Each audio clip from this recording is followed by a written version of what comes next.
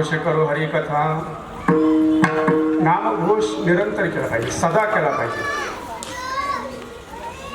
सदा सदा देवाचं नाम सततम कीर्तयन्तो माम यतंशी दृढव्रतः नमस्तस्य माम भक्त्या नित्ययुक्तौ. नित्य नेमाने केलं पाहिजे. पण कधी कधी आमचे कुण असं होतं, आम्ही विनोदाने सांगत असतो, आमच्या अंगाला आला ताप की देव आमचा बाप, आणि आमच्या अंगाचा गेला ताप की आम्ही बापाचे देवाच्याही बापाचे बाप आम्ही. म्हणजे आमचं संकट देवाने हरलं की देव आमचा बाप होतो. आणि एखाद्या दिवशी जर देवाने आमचं संकट हरण केलं नाही, एखादी गोष्ट केली नाही, की आम्ही त्या देवाला म्हणून सदा नाम सदैव असलं पाहिजे. सततम कीर्तयन्तो माम यतंशी दृढव्रतः. दृढ भावनेने देवाचं नामस्मरण हे दृढ भावनेने असलं पाहिजे आणि सदा असलं पाहिजे. नाहीतर कधी कधी असं होतं, पाने वेगळी मासळी तैसा तुका. कधी कधी असं होतं की देवाच्याही कुठे पाण्यात मासा असतो आणि त्या पाण्यामध्ये मासा ठेवल्यानंतर तो बाहेर काढला की तो राहत नाही. तसं नामधारक आहे. तो जरी आपल्याला कंठात धारण करायचं असेल तर जोपर्यंत भक्ती आपण करत नाही तोपर्यंत ते नामस्मरण सुद्धा आपल्याला कोणत्याही प्रकारचं चित्तामध्ये स्थिर समाधान देऊ शकतं. तेवढे पुरतं तेवढं देऊ शकतं. एखाद्याने सांगितलं राम राम म्हणा, ठीक आहे म्हटले, मरायच्या टायमाला म्हटले राम राम, पण तेवढे पुरतं तेवढं म्हटलं. आता काही तर असे असतात मारायच्या टायमाला सुद्धा म्हणत नाही महाराज. बरेच वेळा कधी कधी असे लोक असतात. एक माणूस होता आमच्याकडे, त्याला सांगितलं, म्हटलं आता राम राम म्हण, मरायची अंतिम अवस्था आहे. खाटावरती पडला आणि सगळे मुलं, सगळे नातू, सगळ्या मुली, सगळ्या सुना असे त्या खाटाच्या अवतीभोवती त्या ठिकाणी उभे राहिले आणि सगळ्यांनी सांगितलं, बाबा आता राम म्हणा. हा कोणाकडेच बघणं, सगळं असं नुसतं टक बघायचं, सगळंच बघायचं, पण राम राम काय म्हणायचं. आणि बाकीचे म्हटले, आता शेवट मारायच्या पडणार तरी राम म्हटलं पाहिजेत ना, मृत्यूच्या क्षणाला तरी राम म्हटलं पाहिजे. म्हटले राम म्हणा, पण हा काय राम म्हणा.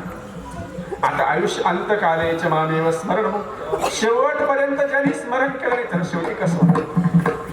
म्हणून कधी कधी आपल्याकडे आपल्या धर्मशास्त्रामध्ये असं सांगितलं, एखादा माणूस मेला की त्याच्या तोंडामध्ये तुळशीचं पान घालतात. बरोबर आहे का? तुळशीचं पान इकडे घालतात ना, इकडे माणूस मरायच्या आधी घालतात, असं काही नाही ना, मेल्यावरच घालतात. आणि मेल्यानंतर त्याच्या तोंडामध्ये तुळशीचं पत्र टाकतात. त्याचा अर्थ असा आहे की तो वैकुंठाला जावा अशी धारणा आहे तिथे. त्याचे दोष जे असतील ते दोष सगळे निघून जावे आणि तो वैकुंठाला जावा, स्वर्गाला जावं, कैलास. आता ते ह्या अवस्था सुद्धा फार मोठे महाराज. वैकुंठाला जाणं, कैलासात जाणं, स्वर्गात जाणं, ह्या अवस्था फार उच्च. शब्द दिसाच्या जेवढे छोटे तेवढी त्यांची व्याप्ती मोठी महाराज. वैकुंठ म्हणजे काय? वय म्हणजे दुःख आणि कुंठ म्हणजे नाही.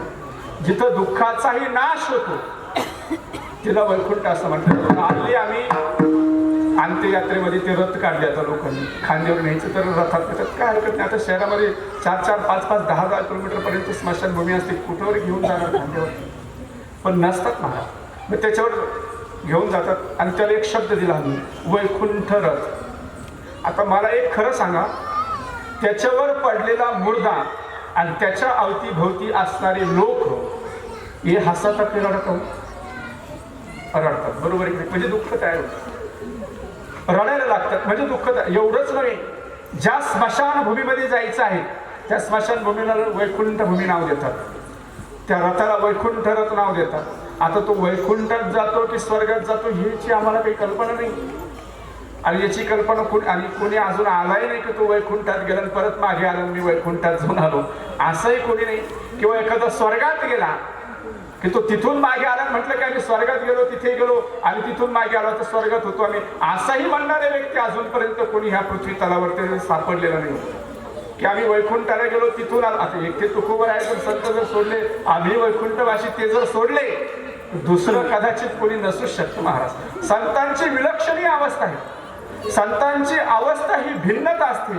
शरीराने जरी ते आपल्यामध्ये शरीर रूपे असले तरी त्यांची अवस्था भिन्न रूपामध्ये असते. म्हणजे त्यांना आपल्या दृष्टीने बघू नये, संतांना आपल्या समदृष्टीने बघू नये, आपल्यामध्ये बघू नये. आणि त्याच्यासाठी असं म्हटलं जातं शंकराचार्य असे चालले आणि त्यांच्या संग 10 शिष्य होते. 10 शिष्य होते. पुढे चालले शंकराचार्य एका गल्लीतून चालले आणि त्या गल्लीमध्ये नेमकं मासे विकले होते. आता ते मासे तिथं विकले चालू होते, माशांची विक्री चालू होते. जगद्गुरु शंकराचार्यांनी ती मासे घेतले. मासे घेतल्यानंतर ती मासे खाल्ली. आता मासे खाल्ल्यानंतर ते मासे त्या ठिकाणी घेतले, खाल्ले आणि शंकराचार्यांबरोबर 10 शिष्य होते. त्याच्यातले 5 शिष्यांनी सुद्धा मासे घेतले. म्हणजे आता गुरुच मासे खातात, गुरुच जर गांजा पितात तर मग आपल्याला काय हरकत आहे म्हटली. आपले गुरु जर गांजा पित असेल, मासे खात असेल, अजून काही करत असेल तर मग आपणही केल्याने काय बिघडतं. चला म्हटले आपण. मग त्या 5 लोकांनी सुद्धा घेतले मासे, घेतले मासे वगैरे खाल्ले. शंकराचार्यांनी बोलतो म्हणजे काय हरकत नाही. पुढे गेले आणि पुढे गेल्यानंतर त्यांना एक कासाराचं घर दिसलं आणि तो कासार बांगडे बनवत होता आणि त्याच्यासाठी त्यांनी काचेचं पाणी तयार केलेलं होतं, काचेचा रस तयार केलेला होता. शंकराचार्यांनी ते बघितलं, म्हटले मी मासे खाल्ले, आता यांनी पण खायचा प्रयत्न केला. ठीक आहे खाल्ले, काही हरकत नाही म्हटले. यांनी त्या ठिकाणी ते काचेचा रस घेतला. म्हटले मला रस दे. रस घेतला आणि ग्लासामध्ये रस घेतला आणि शंकराचार्य ते काचेचा रस पिले आणि काचेचा रस पिल्यानंतर हे परत आवाज झाली. म्हटलं अरे आता मासे खाल्ले इथपर्यंत ठीक आहे म्हटले, पण आता इथं तर काचेचा रस पिलेली म्हटले. आता आपण जर काचेचा रस जर पिलो तर कदाचित मरून जाऊ शकतो. मग ते काय पिले नाही. ते पिलेले शंकराचार्यांनी त्यांना म्हटलं का रे मी मासे खाल्ले, तुम्ही खाल्ले, मी काचेचा रस पिलो, तुम्ही का पिले नाही.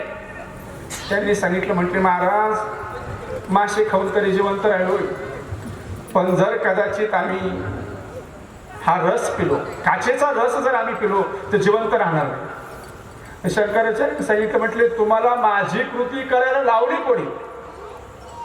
माझी कृती तुम्हाला लावली कोणी करायला. तुम्हाला आज्ञा दिली होती का. मी म्हटले नाही, तुम्ही आम्हाला काहीच सांगितलं नाही, पण जसं तुम्ही केलं तसं आम्ही करायचा प्रयत्न केला. हा सामान्य जीव आहे. जसं तुम्ही करायचा प्रयत्न केला तसं आम्ही त्या ठिकाणी करायचा प्रयत्न केला. शंकराचार्यांनी सांगितलं की मग मी मासे खाल्ले, तुम्ही खाल्ले, काही हरकत नाही म्हटले. शंकराचार्य ते भगवान शंकराचंच अवतार होते. त्यांनी योग मायेने आव्हान केलं आणि वमन केलं असं म्हणतात. वमन केलं, उलटी केली आणि उलटी केल्यानंतर जेवढे मासे खाल्लेले होते तेवढे जिवंत परत बाहेर काढून दाखवले. हे आवाज झाले. म्हटले आता तुम्ही काढून दाखव. मी म्हटले आम्हाला कसं शक्य. म्हटले आम्हाला तर हे शक्यच नाही. म्हणून संतांना आपल्या दृष्टीने कधीच बघू नये, कारण ते सर्व सुखाचा आगर आहे आणि ते सर्व सुखाचा आगर असल्यामुळे त्यांना आपल्या दृष्टीने बघू नये. ते नामाचे धारक असल्यामुळे त्यांना आपल्या दृष्टीने त्या ठिकाणी बघू नये आणि नाम ते आपल्याला देतात, सर्व अलंकार आपल्याला त्या ठिकाणी देतात, म्हणून त्यांना आपल्या दृष्टीने कधी बघू नये. आता आपल्या दृष्टीने कधी बघू नये म्हणजे काही काही लोक कधी देवाचं नाव घेत नाही. आता हा म्हातारे असंच पडलेला होता. हा राम म्हणत नाही म्हणत, कधी कधी असतं शेवटपर्यंत नाही आलं तर कधी येणार आहे. आपल्याकडे एक म्हण आहे, जया जैशी भावना तया तैशी पूर्ववी नारायणा. ज्याला अंतकाळामध्ये जशी भावना असेल त्याला शेवटची दशा तशी प्राप्त होते. कोणी कोणाचं स्मरण करतं, कोण कोणाचं स्मरण करतं. म्हणून आपल्याकडे परंपरा आहे की मरायच्या टायमाला टाळ पकवान विना भजन वगैरे लावतात आणि मग ते नामस्मरण करता मध्ये ते शेव त्या ठिकाणी घेऊन जातात. पण आता हे म्हातारीचं तसं हा काय म्हणा. आता ते मुलं थोडे हुशार होते. त्या मुलांनी विचार केला की म्हटले आता हा राम म्हणाना, कृष्ण म्हणाना, शिव म्हणाना, काहीच म्हणाना म्हटले हा. आणि म्हातारा जर मेला तर नक्कीच नरकात जाईल म्हटला. स्वर्ग नरकाचा ह्या फार मोठ्या अवस्था आहे महाराज आणि हा नक्की नरकात जाईल म्हटले. पण याला स्वर्गात पोहोचवायचं, आपल्याला ढकलायचं आहे स्वर्गामध्ये. आता स्वर्गात ढकलायचं म्हणजे स्वर्गात सुद्धा पुण्य महत्वाचं आहे. स्वर्गामध्ये पुण्य महत्वाचं आहे. तिथं पुण्याची पावती सरली की मागे उतरावं लागतं. मग पुण्याची पावती सगळं मग मागे यावं लागतं. वैकुंठ म्हणे जाती पुण्यक्षय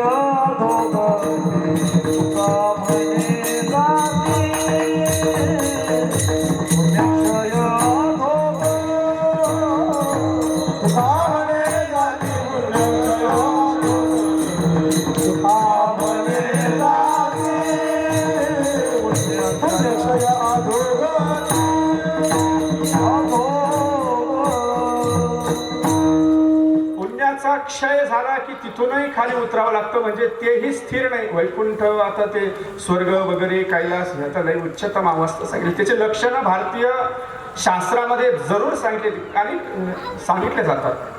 लक्षणांवरून कळले जाऊ शकतं हा कोण आहे, कुठे गेला, काय, तो पुढचा भाग आहे. परंतु राम म्हणा, मग याने असं केलं, म्हटलं आता एक धान्याचं पोतं आणून याच्या रूममध्ये ठेवू. धान्याचं पोतं आणून याच्या रूममध्ये ठेवू. आता त्यांनी, त्या मुलांनी नातू होते, त्याचेच नातू, आता ते कधी देवाचं नाव वगैरे कधी घेणारे, कथा कीर्तनाला, भजनाला, पूजनाला कधीच न बनसले. आणि जे जातात त्यांनाही म्हणायचे तुम्ही का बरं चालले, काय तिथे, म्हणजे त्यांनाही ते जाऊ देत नसायचे. असं करता करता त्यांनी ते पोतं आणलं, पोतं ठेवलं. आणि पोतं ठेवल्यानंतर त्या ठिकाणी त्यांनी असं त्या ब्लेड घेतलं आणि त्या कात्रीने, ब्लेडने त्याला त्या ठिकाणी फाडलं. फाडल्यानंतर त्याच्यातून भळाभळ धान्य खाली पाडायला लागलं, गहू बाहेर पडायला लागले.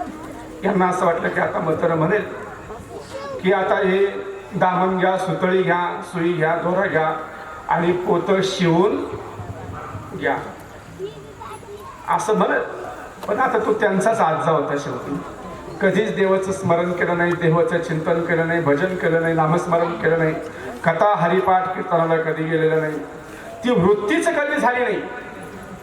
आणि ती वृत्ती झाली नाही, मग यांनी सगळं एवढ्या अवस्थेमध्ये संसाराला चिटकलेला तो जीव, आणि तो जीव त्यांना त्या ठिकाणी अरे माझ्या तोंडाकडे बघता काय, सुई दामन सुतळी घ्या आणि पोतं टाचून. आपण मतर शिव म्हटलं नाही. शिव ज्या अर्थी म्हटलं नाही त्या अर्थी पाप आहे, ज्या अर्थी राम म्हटलं नाही त्या अर्थी पाप मनामध्ये आहे. आणि ज्याच्या मनामध्ये, एक लक्षात घ्या, राम म्हणणं सोपं आहे पण मुखाला येणं अवघड आहे. राम म्हणायला काय लागतं, सोपं आहे, पण मुखात येणं अवघड आहे. कारण पाप जोपर्यंत मुखामध्ये आहे तोपर्यंत त्याला ते येऊ देत नाही. आणि ते येऊ दिलं नाही की त्याला ते सगळे अलंकार प्राप्त होत नाही, नामस्मरण चिंतन त्याला प्राप्त होत नाही, आणि समाधान त्याला प्राप्त होत नाही. समाधान सगळ्यात महत्वाची गोष्ट, समाधान पाहिजे. मनुष्याने समाधानी असणं ही सगळ्यात महत्वाची अवस्था त्या ठिकाणी सांगितलेली. कोणत्याही गोष्टीमध्ये असू द्या, आणि संतांशिवाय समाधान तर कोण राहणार महाराज, कोणीच राहू शकत नाही. आणि आईशिवाय दुसरं कोणी समाधानी असू शकत नाही. मुलाने 35% जरी कमवले, पाडले, तरी आई म्हणते जाऊ दे माझा बाळू काम करायचा, आणि 35% पाडले पुष्कळ झाली. समाधानी आईचा एक जीव संतुष्ट आहे, समाधानी आहे. नंतरचा जीव संत आहे ते समाधानी आहेत. समाधान होण्यासाठी त्याच्यासाठी मनाची अवस्था प्राप्त करावी लागते, आणि ती मनाची अवस्था प्राप्त झाली की सर्व अलंकार प्राप्त होतात, सर्व दुःख त्या ठिकाणी नाहीसं होतं, आणि मग सदैव घोष त्याचा त्या ठिकाणी चालू असतो, आणि सर्व सुख त्याला प्राप्त होतं. अभंगाचं दुसरं सर्व सुख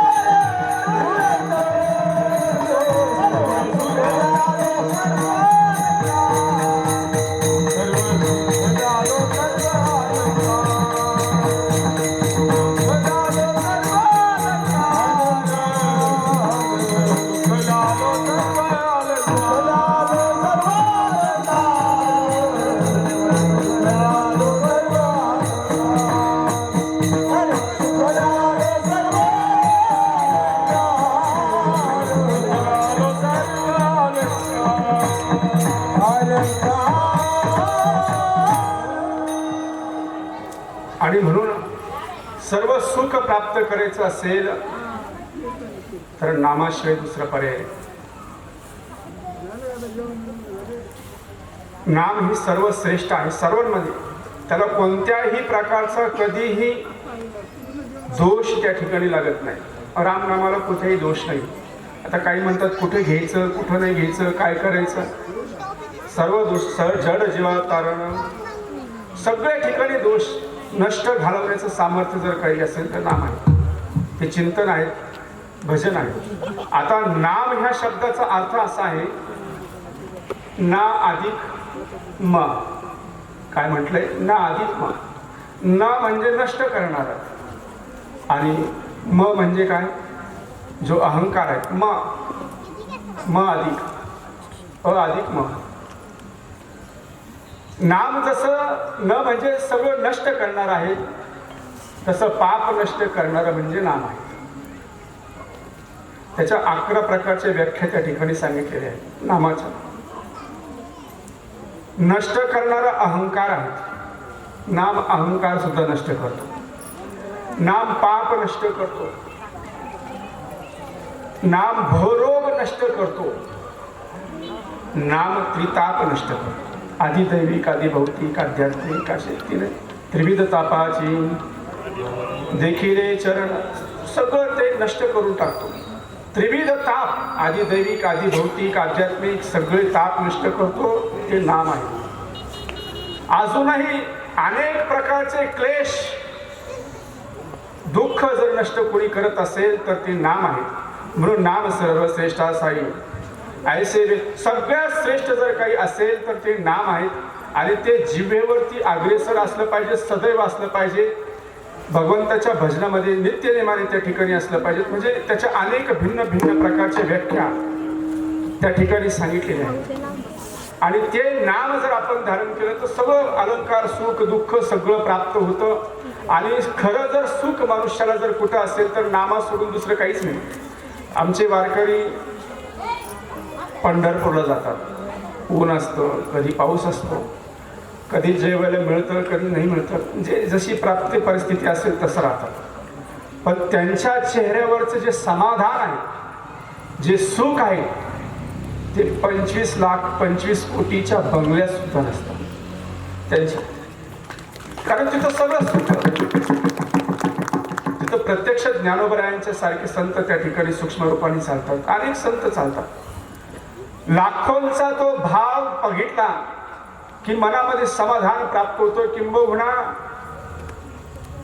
अनेक पैशावाले लोक इस्टेट संपत्तीवान लोक जे असतात त्यांना कधी कधी झोप लागत नाही. पण आमचा वारकरी दिवसभर चालतो, पायी चालतो दिवसभर. भगवंताचं भजन पूजन नामस्मरण चिंतन करतो. त्याच्यामध्ये उड्या नाही, गायनाचे उड्या आपुल्या सगळे त्या ठिकाणी. आणि त्याला जी समाधी प्राप्त होती एक अलौकिक. खरं तर ते एक प्रकारचं तप आहे. साधना वेगळी आणि तप वेगळं. नामस्मरणाने तपश्चर्या घडती, साधना घडती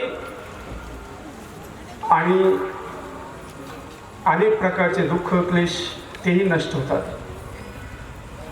तप घडतं. मनुष्याच्या शरीरातून तप घडतं त्या निमित्ताने.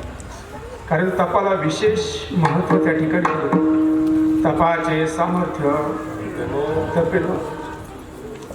चिरंजीव जर व्हायचं असेल तर त्याच्याशिवाय तपश्चर्याच केली पाहिजे. आणि परमार्थ ही तपे विना दैवत, निधल्या विना प्राप्त दुजे विना हित, हे सगळं त्याच्यामध्ये त्या ठिकाणी सांगितलं. पण हे सगळं सांगताना तपश्चर्याच्या सुद्धा काही अवस्था सांगितलेल्या आहेत. सारस्वत नावाचं तपश्चर्या आहे जी लौकिकता प्राप्त करून देते. सारस्वत नावाची तपश्चर्या ती नामस्मरणाने चिंतनेने प्राप्त होते आणि ती फक्त लौकिकता प्राप्त करून देते साधकाला. कीर्तनाच्या माध्यमातून, प्रवचनाच्या माध्यमातून, कथेच्या माध्यमातून ती सारस्वत नावाची तपश्चर्या प्राप्त झाली की त्या माणसाला लौकिकता प्राप्त होते.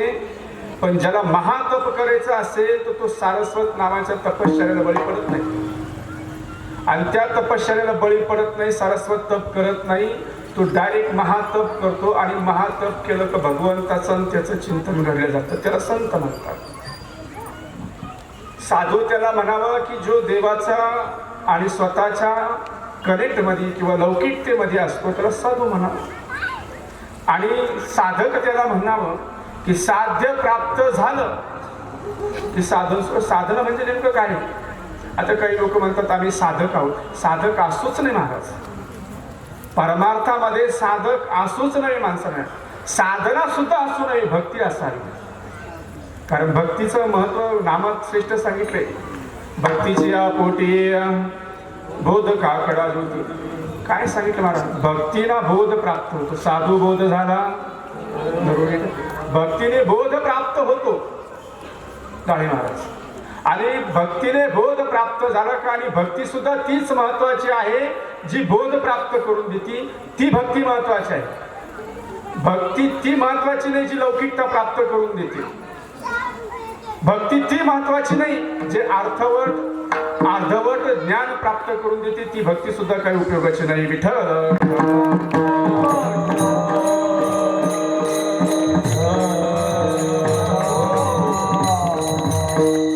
भक्ती सुद्धा काही कामाची नाहीये जी अर्धवट ज्ञान प्राप्त करून देते. काही काही असतात ना आपण म्हणतो ते अर्धवट थोडी शहाणी, अर्धवट शहाणी. आता काय सुंदर महाराज संत आमची इतके सुंदर सांगतात.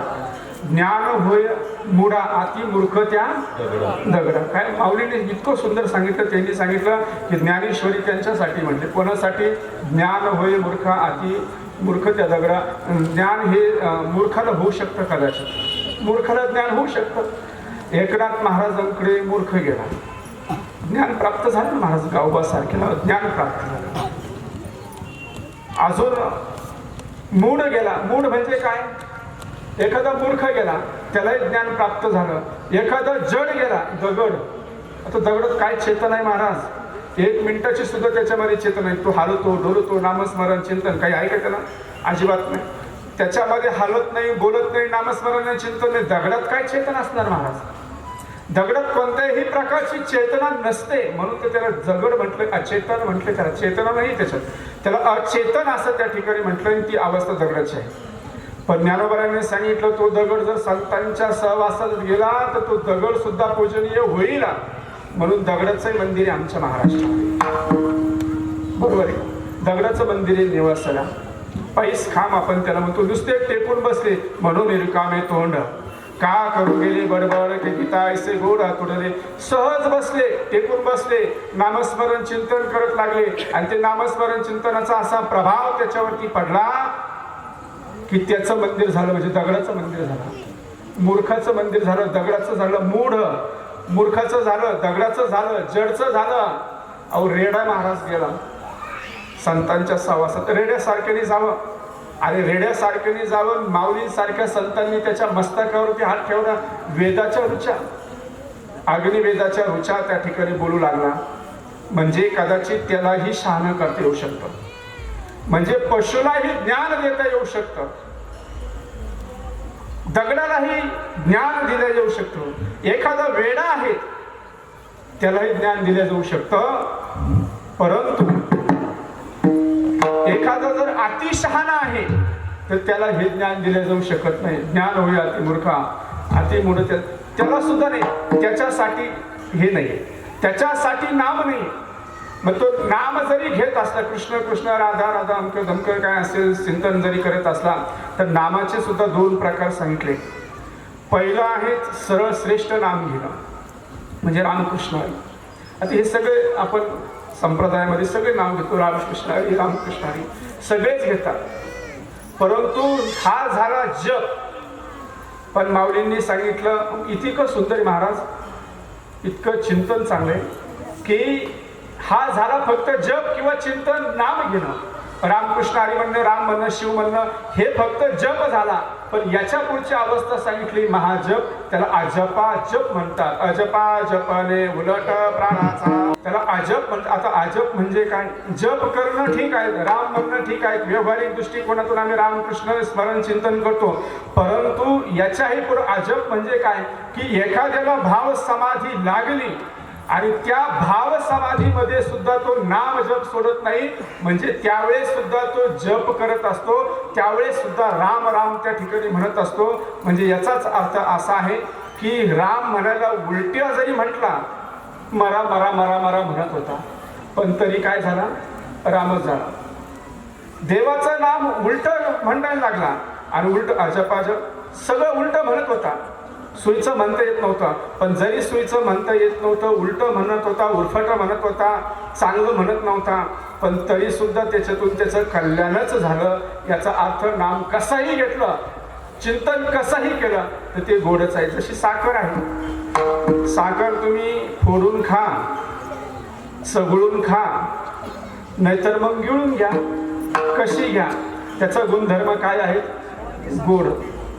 सर्वांगी साखर ते सगळ्या त्या ठिकाणी गोड आहेत. जशी साखर कशीही खा गोडच लागते, तसं नामस्मरण कसंही करा, कोणत्याही स्वरूपाला करा, कोणत्याही नामाने चिंतनाने त्या ठिकाणी करा, ते गोडच त्या ठिकाणी लागतं आणि ते सुख प्राप्त करून देतं. आणि ते सुख प्राप्त करून घ्यायचं असेल तर ह्या सगळ्या शरीराने सुख प्राप्त करून घेतात. सुखाचे अनेक साधनं त्या ठिकाणी सांगितले, सगळे साधन सांगितले, पण आम्हाला दुःख नकोय. सुख सांगितले पण दुःख मात्र आम्हाला त्या ठिकाणी नकोय. आणि ते नामस्मरणाने ते सगळे नष्ट होतात. ते सगळे नामस्मरण चिंतनाने जरी नष्ट होत असेल तर त्याच्यासाठी आम्हाला सगळी अवस्था बुडवावी लागेल, सगळं आम्हाला त्यागावं लागेल. आणि ज्यावेळेस आम्ही भवरोगामधून महासमाधीकडे, महासुखाकडे त्या ठिकाणी जाऊ, त्यावेळेस तुकोबराया सांगतात की आम्हाला काहीच आठवत नाही.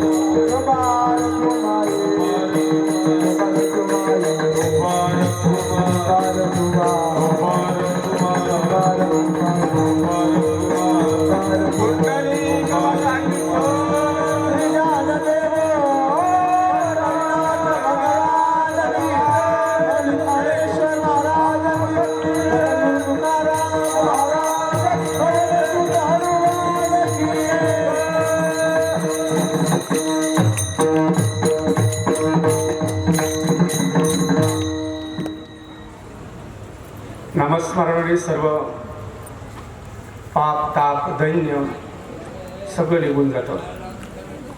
पाप ताप दैन्य जाय उठाउठी झाली या भेटी हरीच्या दास. पाप ताप दैन्य सगळं नष्ट होतं जर कुठं असेल तर ते नामचिंतनाने त्या ठिकाणी होतं. गीतेमध्ये एक सुंदर भाव त्या ठिकाणी सांगितलं, श्लोकच आहे, यस्य सर्व समारंभा काम संकल्पे वर्जित ज्ञान अग्निदग्ध कर्माणम तमाहु पंडित बुधा. भगवंताने सांगितलं की अर्जुना, तुला काय करायचं आहे हे सगळं सोडून दे आणि तुला फक्त जे कर्म करायचं आहे ते कर्माकडे तू व्यवस्थित लक्ष दे. ज्ञान अग्निदग्ध कर्माणम, दग्ध करून टाक. जे कर्म आहेत ते कर्म दग्ध करून टाक. आता कर्माचे अनेक प्रकार गीतेत प्रामुख्याने 3 प्रकारचे सांगितले.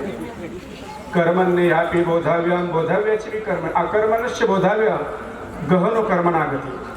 कर्म काय, अकर्म काय, विकर्म काय, हे सर्वसामान्य लोकांच्या आवडीच्या बाहेरचं आहे. याच्यात तू गोंधळून जाऊ नको.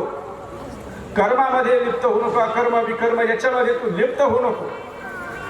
नम कर्मेस फुले स्पृहा असं म्हटले की कर्मामध्ये फल प्राप्त होतं न होतं याच्यात तू बंधनात पडूच नको. याही उलट तू याच्यात पड की दोन प्रकारचे कर्म सांगितले, एक निषिद्ध कर्म आणि एक विहित कर्म.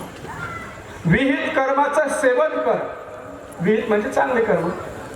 विहित कर्माचं सेवन कर आणि निषिद्ध कर्माचं त्याग कर. काम्य कर्माचं त्याग, हे काम्य कर्माचं त्याग कर. आणि हे सगळं काम्य कर्म, विहित, निषिद्ध हे सगळे कर्म ज्ञान अग्नी दग्ध करवाण.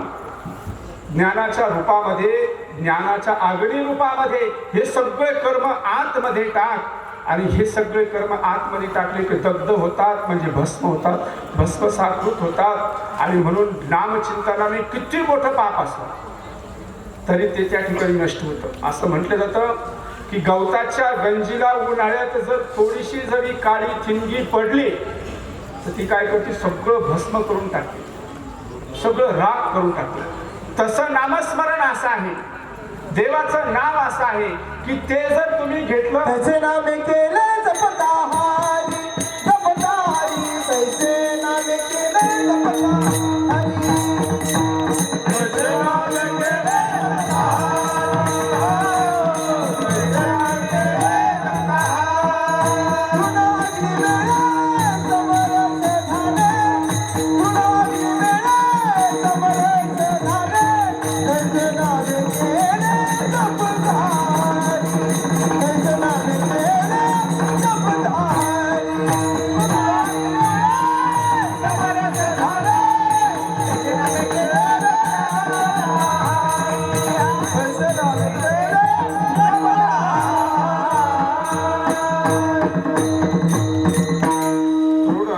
समरस तैसे नाम केले जपता हरी. एक देवाचं नाव ठिणगी पडली कर संपून टाकते, सगळं संपून टाकते. आणि म्हणून ज्ञानाच्या अग्नीमध्ये, वर्षाच्या अग्नीमध्ये सुंदर सांगितले. ज्ञानाच्या, हल्ली आम्ही ज्ञानाच्या अग्नीमध्ये घालत नाही, ज्ञानाच्या अग्नीमध्ये आम्ही हल्ली करत नाही. आम्ही व्यावहारिक रूपाने नाम घेतो, व्यावहारिक रूपाने परमार्थ करतो. आणि व्यावहारिक रूपाने केल्यापेक्षा ते सगळे कर्म भगवंताला अर्पण केले. ज्ञान अग्नी दग्ध कर्मानं पंडित बुध. पंडित म्हणजे ज्ञानी, आणि पंडित म्हणजे ज्ञानी. ज्ञानी असलेल्या मनुष्याने इतर काहीतरी बघू नये. अर्धवट ज्ञान असलेला मनुष्य हा दूषण देतो समाजाला, परमार्थात दोष बघतो आणि तो त्यांचं बरं करू शकत नाही. म्हणून तमाहू पंडित बुध म्हणजे त्याच्यामध्ये जा, लिप्त हो, भस्मकृत करून टाक, सगळं अंगाने त्या ठिकाणी भस्मकृत करून टाक. नामाच्या चिंतनाने एक ठिणगीने त्या ठिकाणी भस्मसाकृत करून टाक. देवाचं भजन पूजन त्या ठिकाणी तू कर. आणि मग सांगितलं की तू विदेही रूप त्या ठिकाणी धारण करशील, म्हणजे तुला पाप पुण्य लागणार नाही. याचा अर्थ असा आहे की तुला विदेही रूप प्राप्त होईल. आणि ते विदेही रूप जर प्राप्त करायचं जर असेल तर तुला ज्ञानाशिवाय, अग्नीशिवाय प्राप्त नाही. अभंगाचं चौथं चरण. तुका म्हणे आम्ही झालो अग्निरूप, तुका म्हणे आम्ही झालो अग्निरूप, तुका म्हणे आम्ही झालो अग्निरूप, तुका म्हणे आम्ही झालो अग्निरूप.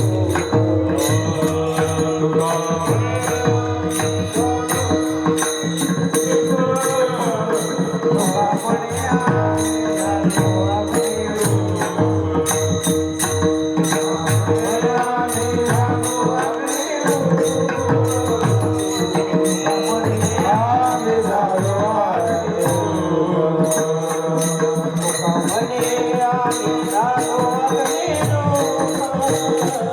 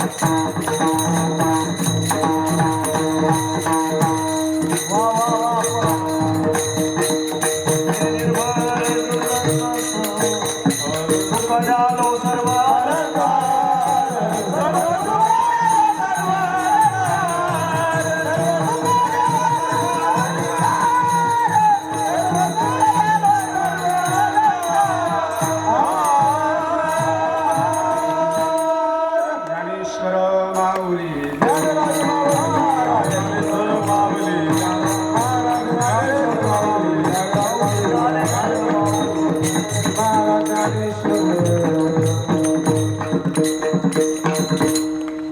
सदा नाम घोष करू हरिकथा तेने चित्ता समाधान सर्व सुख ल्याल सर्व अलंकार आनंद निर्भर डुल्लत सो यथामती यथावकाश. या अभंगावरती जगद्गुरु तुकोबरायांच्या अभंगावरती चिंतन करण्याचा प्रयत्न या ठिकाणी केलेला आहे. आणि जसं सद्गुरूंनी बुद्धी दिली, जसं चिंतन त्या ठिकाणी आता असंच असेल असं अजिबात नाही. अनेक कीर्तनकार आहेत, जेवढे मस्तकं तेवढे पुस्तकं म्हटली. असंच चिंतन असेल असं अजिबात नाही. आग्रह अजिबात नाही, दुराग्रह तर मुळातच नाही. भगवंताची भक्ती आहे जिथं जसं प्राप्त होईल तशी करायची, ज्या पद्धतीने प्राप्त होईल तशी करायची. पण असं म्हटले भजन नसाल ओंगळवाणी, तिथं नरका जाणे चुकेला. काही गोष्टींचे नियमच असतात आणि ते नियमाला अनुकूल केलं तर ठीक आहे. आणि जर त्याचं अनुकूल जर केले नाही, नियमबद्ध प्रत्येक गोष्टीला काहीतरी नियम असतात. नियमाच्या बाहेर जर केलं तर ते साध्य होत नाही. मला सांगितलं आमचे देवीदास भाऊंनी, महाराज किती उशीर झाला तर फार झालं तर 9:30. त्यांना म्हटलं काय हरकत नाही, एस टी तुम्ही कधीही बसा, वेळेवर तुम्हाला तिथं नेऊन सोडेल. कधी बसा म्हटलं, 9:30 काय हरकत नाही. आम्हाला 100 किलोमीटरच्या पुढे जायचं. आणि म्हणून भगवंताची भक्ती करा, भगवंताचं चिंतन करा, नामस्मरण करा. आईवडिलांचं पुण्यस्मरण उत्सव सोहळे दरवर्षी प्रत्येकाने करा. आता इथं तर भाग्य आहे महाराज की अखंड हरिनाम सप्ताह करतायत आईवडिलांच्या वडिलांच्या आईच्या नावाने. परंतु काही काही लोक असे पाहायला मिळतात, महाराज 10वी सुद्धा नीट घालत नाही, वर्ष श्राद्ध सुद्धा नीट घालत नाही, त्याच्यात मारामारी. आमच्याकडे समृद्धी महामार्ग गेला, ढाळे साहेब समृद्धी महामार्ग गेला आमच्याकडे.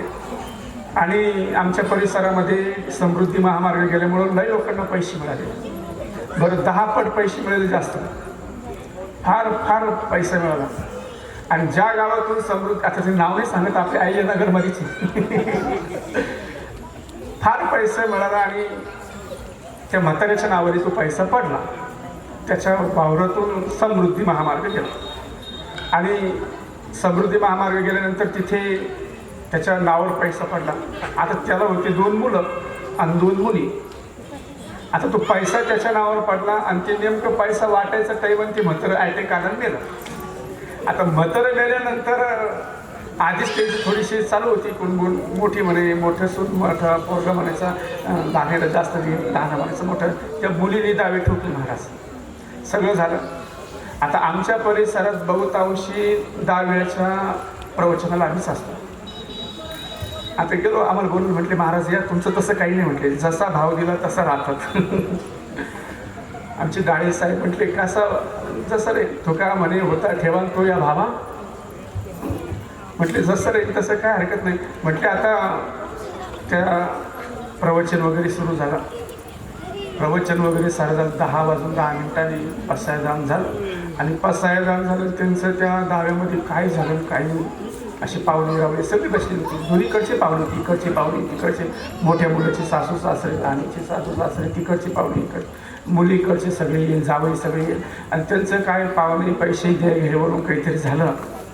आणि देघेवरून जस झाल्यानंतर जशा मारामारीला सुरुवात झाली स्मशानभूमीमध्ये, गंगेच्या तीरावरती जसे मारामारीला सुरुवात झाली तसं जसं एखाद्या शहरामध्ये दंगा होतो, इकडून तिकडे दगड, तिकडून इकडे नेमकं स्मशानभूमीतला रस्ता चालू होतो आणि तिथे ते दगड टाकले, एकामेकाला दगड भिडकवायची, इतके दगडे भिडकवायची, इतके अशा मारामाऱ्या, खूप मारामाऱ्या चालल्या, दगड हाणायचे एकामेकाला.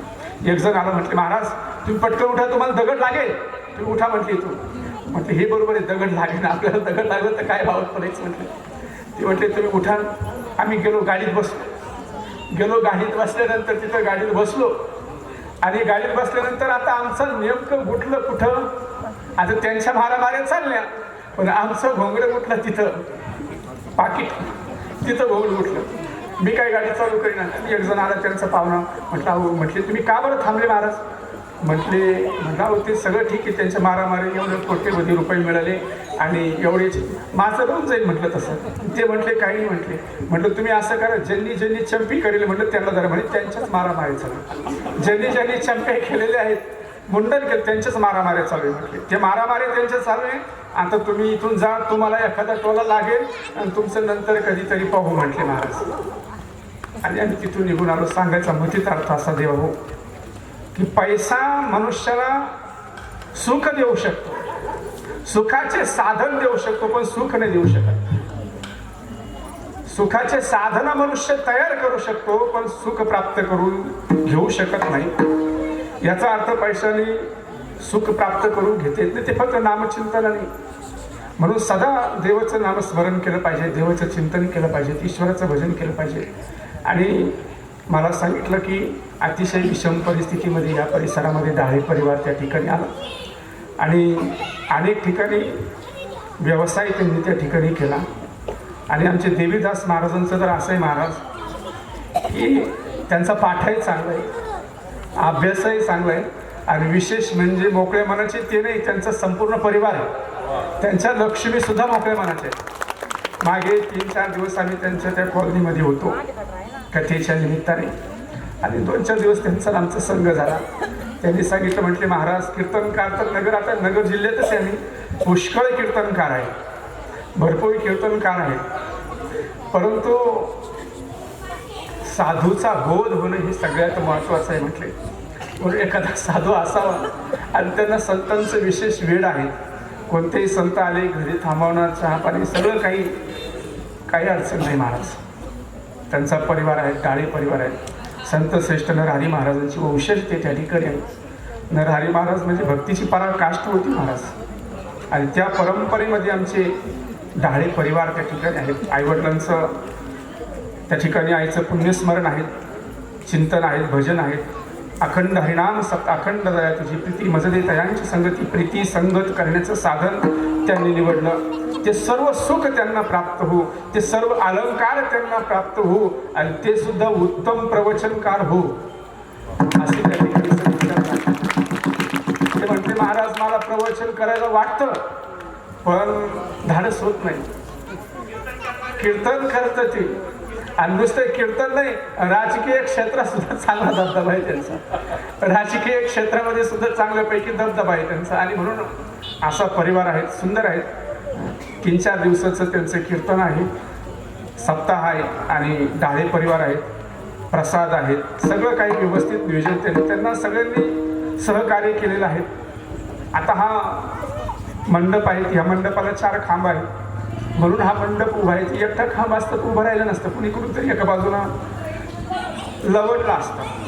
कारण आता सध्या परमार्थामध्ये लवंडे जास्त निघाले आणि लवंडे तो लवंडला असतं कुठंतरी आणि म्हणून तो लवंडू नाही, याच्यासाठी त्याला चारी खांब आहे.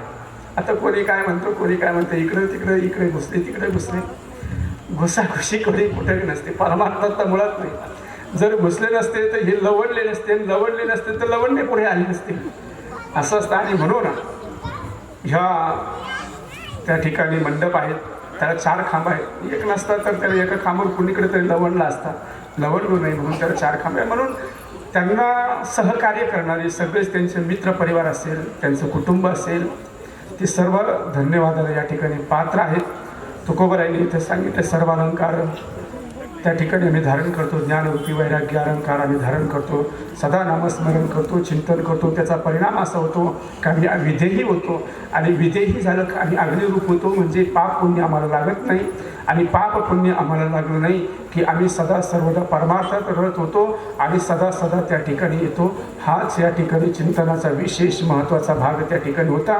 असाच असेल असं अजिबात नाही. आणि म्हणून भगवंताची शक्ती आहे, भजन आहे, पूजन आहे, हे आपण प्रत्येकाने त्या ठिकाणी करावं हीच आपल्याला या ठिकाणी विनंती करतो. झालेली सेवा सद्गुरुदेवांच्या ज्ञानोबरायांच्या पवित्र चरणी समर्पित करून सेवेला पूर्ण विराम देतो. जय विठ्ठल, जय जय विठ्ठल.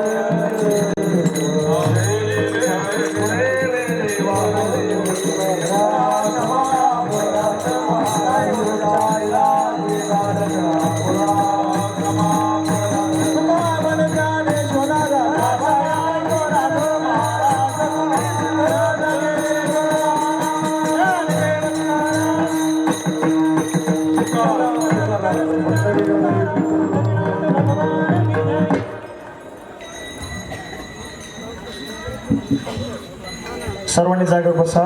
महत्त्वाच्या सूचना आहेत.